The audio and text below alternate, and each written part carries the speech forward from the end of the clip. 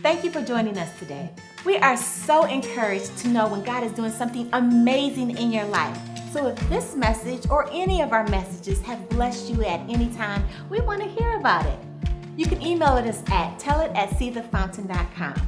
And if you would like to give to this church so that we can bring messages like this to you every week, you can do so on our website. So it's time for the word. Pay attention, listen close. God has a word for you. I'm dealing with what we call, as a theme, the elephant in the room. The elephant in the room. And it's a 4-part series. We dealt with the elephant in the bedroom, the elephant in the family room, and then the elephant in the bedroom. And today we're going to deal with the elephant in the dining room. Say the dining room. And before I do this, I want you to know that through the Holy Word, God tells us what's going on in the unseen world. For one thing, since we've been born again, God has been trying to give us back our dominion, the rulership of our life. Are you? Well, all right. Been trying to give us back the rulership of our lives, but there's an enemy. In John 10:10, through the Holy Word, God says us, the thief cometh but to steal, kill, and destroy. But then he says, I've come that they may have life, and that they may have it more abundantly. Well, Jesus said, I come that they may have life. But he only comes in his word or by his spirit. And what he tries to do is inform us of the enemy's attack on our lives. Because the enemy wants to kill, steal, and destroy. If you don't get nothing else, get that. Touch your neighbor and say, how is it with your relationships? How is it? I mean, you see, your relationship's supposed to synergize you. They're supposed to maximize you. If you're in relationship with someone, if you're in a group somewhere, what do you get out of it? Is it shame? Do they make you feel small? What do you get out of the group? This is what this dining room thing is going to be. Is y'all all right with me? Now, I'm going to have to run real fast. I spent all that time setting it up. Amen. Touch them and say, who made you mad last week?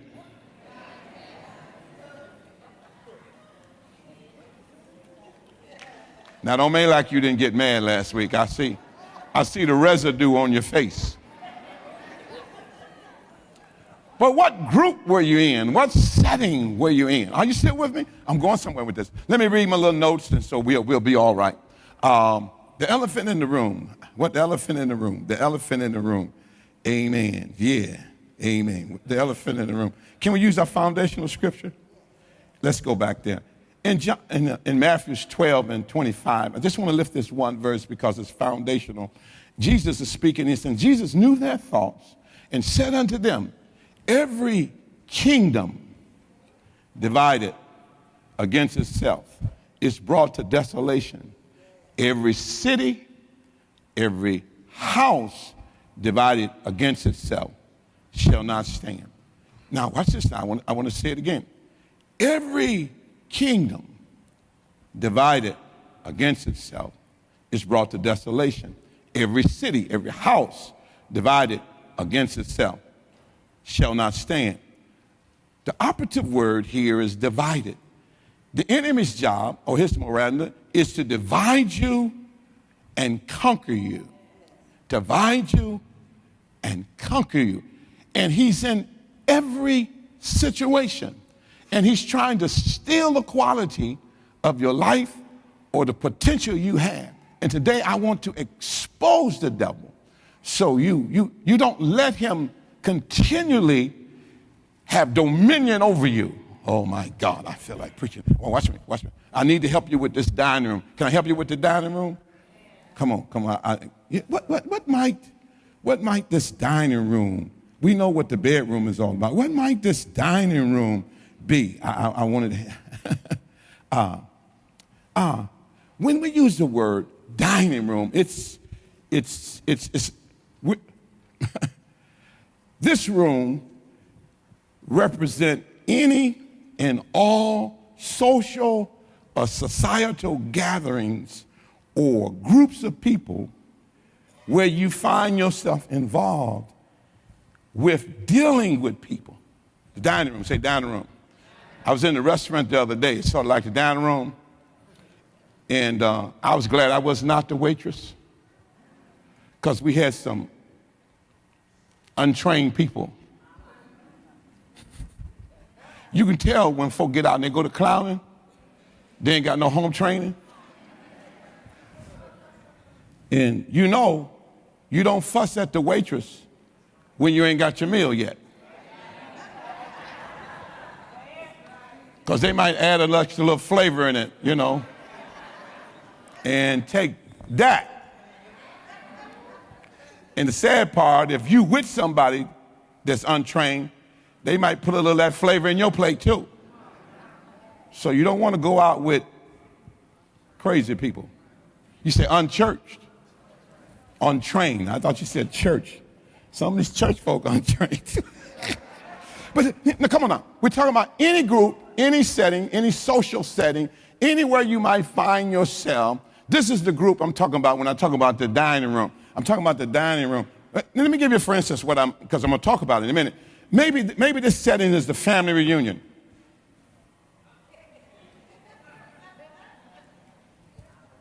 Anybody ever had a family reunion?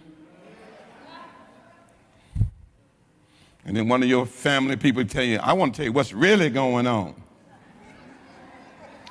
Maybe one of those social groups that you go to is a birthday party. And you don't know how to deal with the elephant. You haven't even identified the elephant. But the elephant is at the party. And you come there to have fun, but the elephant done ticked you off. Stole all your joy. You're like, and I spent all this money on this outfit.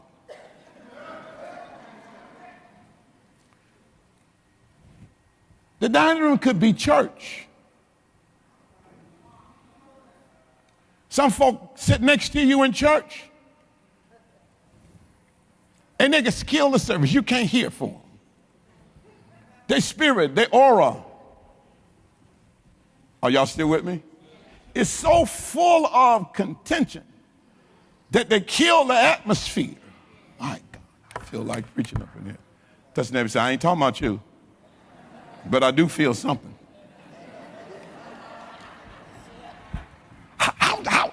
How do you handle a person who is scorned and is in your group and nobody want to say nothing? How do you let them steal everything from you? You done worked all week and then you come to church and you got to sit next to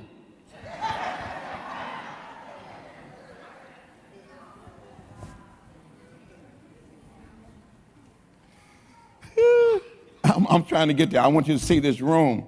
It might be a cookout. Cookout. You know, most folk can't cook, but they don't want you to tell them the food ain't good. It's a cookout. But it's a place where, let me show you. Here's what the devil after is, because anytime you in a relationship or in a group, it's supposed to enhance you. It's supposed to energize you. It's supposed to give you synergy. It's never designed to pull you down. It's never designed to depress you, because the joy of the Lord is your strength. I was at a dinner and they had me have words over this, and all I could think was, in our relationship, she refreshes me whenever I'm in her presence. Now that's rare. That's rare when you have an association or you're in a group or somewhere and it refreshes you. I mean, this sister, she could start laughing about nothing and turn the whole room out. How radiant her spirit is. And then you got those other people.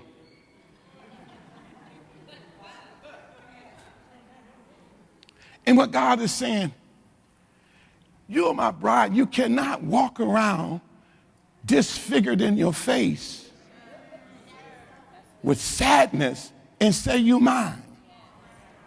Amen. I tell Pastor, Pastor's my sweetheart. And I make her wear heels and everybody else complaining, all that stuff. But at the social, they was talking about how young she is. And I kept saying, that's me. So, what you taking? I said, she's taking me. What's keeping you so young? I said, it's me. You see, I'm her motive for looking good. Come on now, y'all ain't liking me. Come on, tell the truth. If you didn't have someone in your life that inspired you, you wouldn't care how you look. So what we have to do is get the elephants out the room. So she bought these, she always, when she goes, she buys 3 outfits. And we were running late. So she put the first one on. She said, how did this look? I said, you look great. She said, you want me to put the second one on? I said, no. I said, you look great. We almost get ready. She said, do you want me to put? I said, no, you look great. She said, well, I never wear yellow. I said, that's why I told you look great. Somebody ought to be helping you. Unfortunately, everybody don't like you. And you got to learn how to deal with it. That's the elephant. That's what you got to do to maintain your joy. Amen. There are folk who are hurting, but they don't know they're victims. You know what I'm saying? Man, Pastor and I, we differ. She's always trying to rule me. And I said, baby, you can't rule me. She said, why?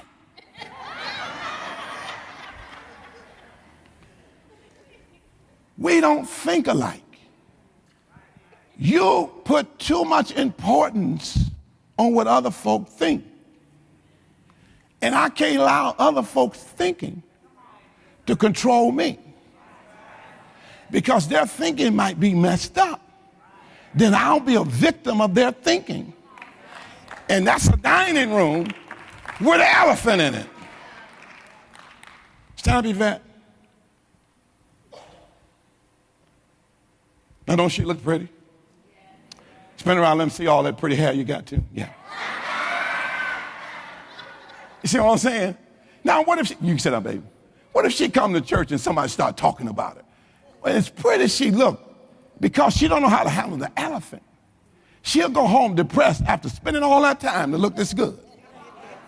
And that's what's happened to saints. The enemy is coming to steal your joy, to steal your testimony, because you are not paying attention. Proverbs 4:23. It says, keep thine heart. That's how you think. Keep thy heart with all diligence. Don't let other folk inside of your way of thinking, because your way of thinking controls the way you behave. Keep thy heart with all diligence, for out of it comes the issue of life. So if I can think right, if I can keep God in my thinking or think like God, I can keep the devil out. And come on, I can chew the elephant. Oh, y'all ain't like me right now. And so we walking around, we come to church and we can see that you slept with the elephant. Some of you even rode to church with the elephant. And some of you got your own little clique for joy, and then you get in your little clique, and then there's an elephant in the clique. So how do you deal with that? How you deal with that? I'm just like, what I'm really trying to say, there's something trying to steal all God's promise you. Can I give you another scripture? Because you may be guilty. 2 Corinthians 2:11. He says, lest Satan get an advantage of us, For we're not ignorant, unlearned of his devices. In other words, he says, if you're ignorant or unlearned of how Satan is going to attack you, in this case, the elephant being the device, he will get an advantage of you. I said to a sister the other day, I said, that offense you have is running you. And I said, you know what? There's someone who owns the offense you're experiencing, but you don't know how to deal with it.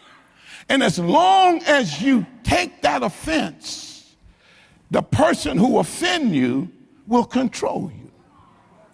I said, that's the elephant in your life. He said, well, how do I deal with it? I said, you have to forgive them, not for the sake of the person who offends you, but for the sake of the elephant that's in you. Oh my, I'm preaching real good. Okay. Y'all still with me? Oh my God. I want to make sure I get this. What might this elephant be? Could it be this social dining room? Could it be that you're in the wrong group? You don't fit in every group. Let's keep it real now. You don't fit in every group because we're not anointed the same. Am I making sense? And you got to be careful because the enemy will get you locked in the wrong group and destroy your potential, and you'll never see it. Okay, y'all looking at me real hard. This is my homie, through thick and thin, blood, ride a dog. We stand together, no matter what. Ride a dog.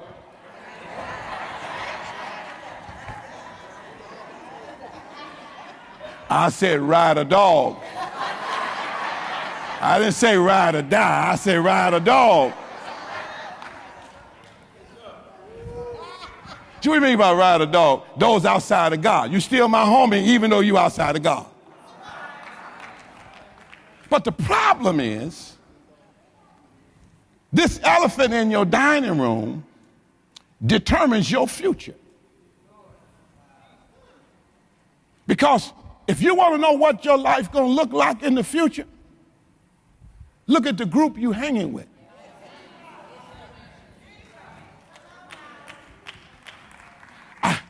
The worst thing I see in life is lonely women grouping up with more lonely women.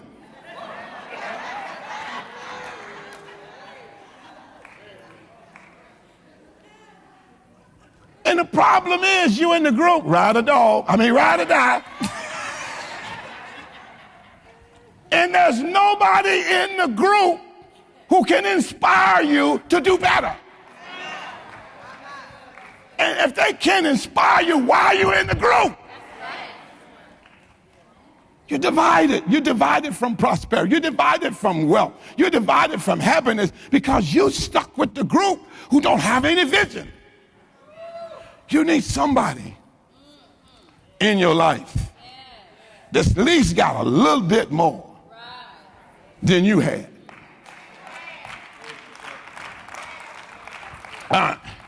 I got so many childhood dreams. When I come up, we were so poor. But my dad had a lot of pride. And when my neighbors would cut their grass and manicure their grass, my dad would say, son, I said, yes, sir, get out there and sweep the dirt. We didn't have grass. You know what they say about us, we kill grass, we didn't have grass. But my neighbors cutting their grass inspired my dad to make us sweep our dirt because he wanted to be better than what he was because he's in a group where folk had more. How many people in your group make you comb your hair? That's too real, right? It's too real. But the Lord is saying, I need you in the right group, the right atmosphere, and I need you to recognize the elephant, the situation, the circumstance that's destroying your potential from being in this group, from being involved. And that's why I say we got to learn how to love each other. We got to learn how to love each other. Every time somebody touch you, you know what I'm saying? You should be inspired. If no one in your group inspires you, then you are perhaps in the wrong group. Are making sense? I was hoping Sister White would show up today, but she didn't make it. Because we was bragging about cakes. I'm a cake baker. And so her little kids told us, the bishop think his cake is better than yours. And I told your mama's cake can't touch mine. So they went home and told their mama.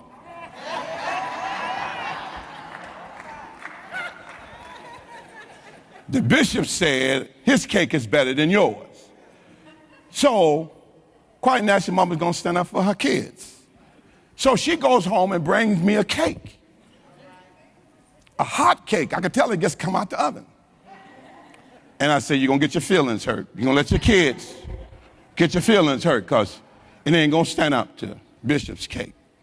She said, oh, you talk fast. And so I said, okay, I'm gonna bring you a cake Sunday, and then you're gonna have to come up with, oh my Lord, I'm so sorry. But when I got home and I cut her cake, I said, Lord, this is cake.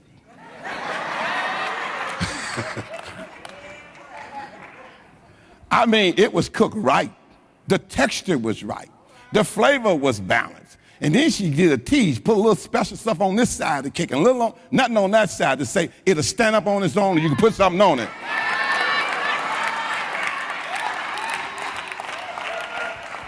Now we're in a group now because we're about to do a cook-off.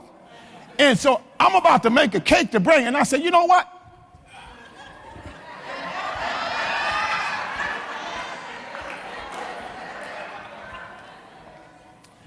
I said, I got you. I said to myself, I got her. I said, because I know that taste is acquired. And what you like is what you acquire.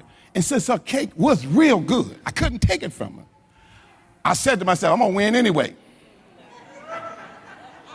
Even though she took a different cake. I don't know how I got over here, but I'm over here because you got some folk who are envious of you. But we weren't envious. She just knew she could cook a cake. Now, she cooks what we call a sour cream pound cake. And I cook what we call a milkless pound cake. But the texture was good. But the reason my cake was better than hers,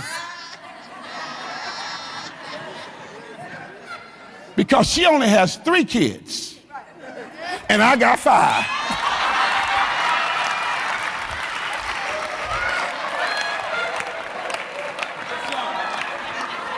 So I say, ain't no sense me making no cake, because if I get my 5 this time, so whose cake the best? They're going to say Daddy's. She get her 3, they're going to say Mama's. You know, I win. So it's me cooking.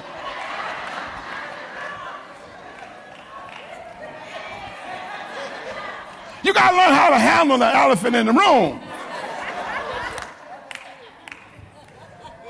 Now, I might have said the wrong thing. She got offended and then come back to church. But I handled that elephant. Are y'all with me? And some of us got to learn how, this is what God is saying. Pray for them that despitefully, you know, do good to them. He's not concerned about them as much as he is about you. Oh, I wish I had somebody praying with me. I'm preaching hard. How do you handle the elephant in the room at the family reunion?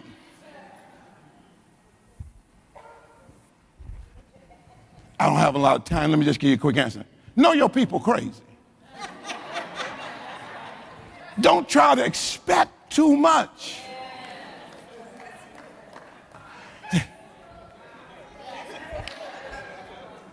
You just got to know they're crazy. and they think different. I still, please hear me, please. Stop looking for perfection. There is no perfect people. And that includes, okay.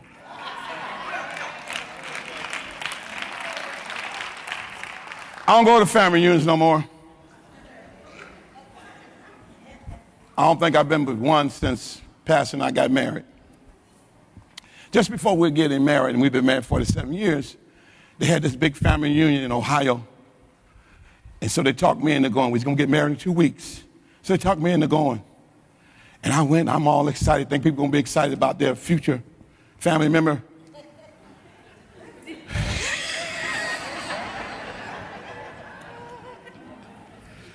So we rode this big old bus down. We got off the bus, and they sent Pastor that way, and they sent me with one of the aunts and her mother the other way. And when I saw Pastor again, it was at dinner. And the lady she was with left early. We got there late. And as she was going out, I was coming in. I didn't see her no more until we got on the bus. We was there 3 days. And I said, your people crazy. I remember getting kind of sense of it. I had to handle that. I almost said, if they that crazy, maybe you crazy too. I don't try and get you. Let me close with this. You cannot have without participating in your endeavor. If you don't want anybody to steal your joy, you got to fight for it. You got to think. You got to think. What device is the Satan using? What device is he using to keep you from getting the full measure out of your relationship? Consider the groups you decide to be with. What's the benefit? What should you get from this group? Why do you come to church? What return should you get? Because life is nothing but time. And how you spend that time determines the quality of your life. It's not how good Bishop preached. It's what you do with what I preach. It's what you decide to do. Give the Lord a praise right there. Give the Lord a praise right there. Amen. And so this is the whole thing about the elephant. There's elephants everywhere. We call these elephants devices that the devil uses to steal, kill, and destroy all your potential, your quality of life. Every moment counts. I'm really 45, I'm turning 46 by way of confection, because the Bible says you can have what you say. But if the truth be told, I'm turning 66. And I don't have a whole lot of time to waste with somebody who don't like me.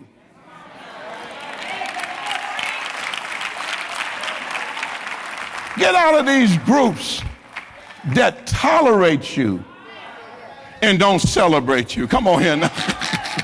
I wish I had time to mention. How many? If folk don't like you, someone help you out. I'm going to stay out of your way. Because I can't deal with your elephant and you won't deal with your elephant. So I figure I need to let your elephant alone. Because my time is precious. My time is precious. When I said, what does your future look like? I said, look around at your group. And if you don't see greatness in your group, you in.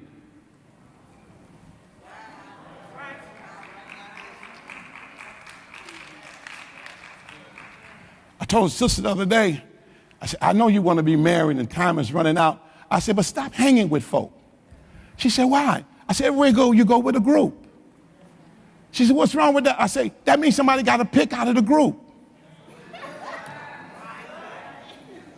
I said, you're creating odds you don't want. Go by yourself. Ain't but one choice, you.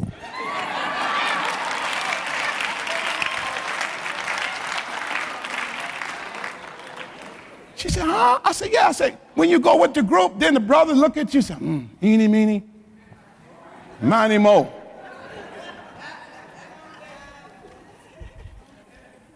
I said, you know what happened?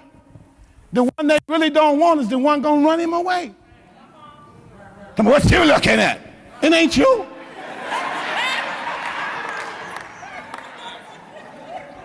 You the elephant in the group. That's too heavy for y'all, man. That's too heavy. You know you got an elephant hanging around. Every time somebody look at y'all, all y'all prepped. Then you got this elephant who's still mad while he looking at us.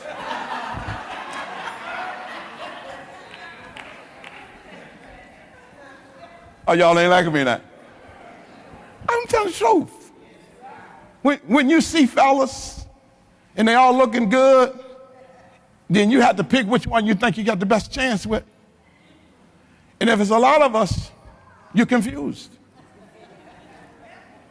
Because you know how to deal with this. So I'm simply saying, monitor your groups. Monitor your social gatherings. Because God wants to enrich you. And there are people who will synergize you. There were people, I was looking at Brother Murray. I met Brother Murray in 1967. That's when I met co-pastor. And he was the family photographer, but he was a businessman. And he was smart. He take pictures. He did everything. He got him some peddling license. And he would buy all these clothes, pack them in his trunk, and go around and sell them. Folk were buying them because they thought they were hot.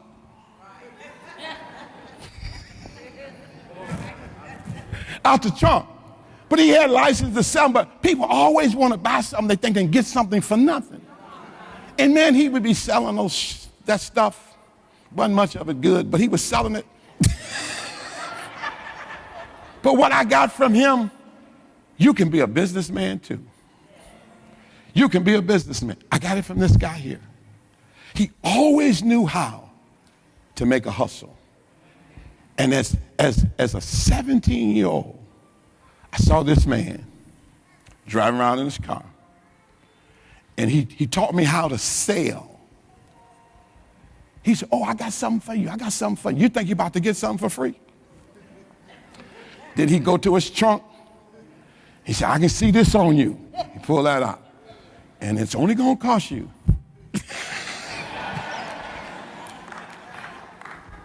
Can I say this? And I'm trying to quit. But I thank God for him. Because I've been independent since I was 16.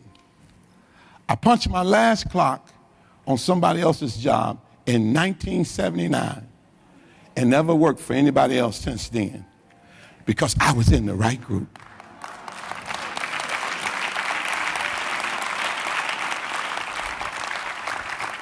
And what I'm really saying about this dining room, you got to make sure that you're not wasting your time in the wrong group with the wrong people and miss what God will send to you by way of an angel. By way of an angel. Somebody in your life ought to inspire you to do better, ought to encourage you, really do, because you'll do more when you're inspired. And that's what this is all about. And so the thief comes, steal, kill, and destroy. I asked God, I said, God, why isn't more people blessed in our church? And this is what he told me. He says, because your people don't have relationships with each other. Watch what I'm saying. I'm not talking about seeing your face in your associate. But this is the heartbeat of God. And we got great people sitting in here who can inspire you to do greater or inform you how to do more.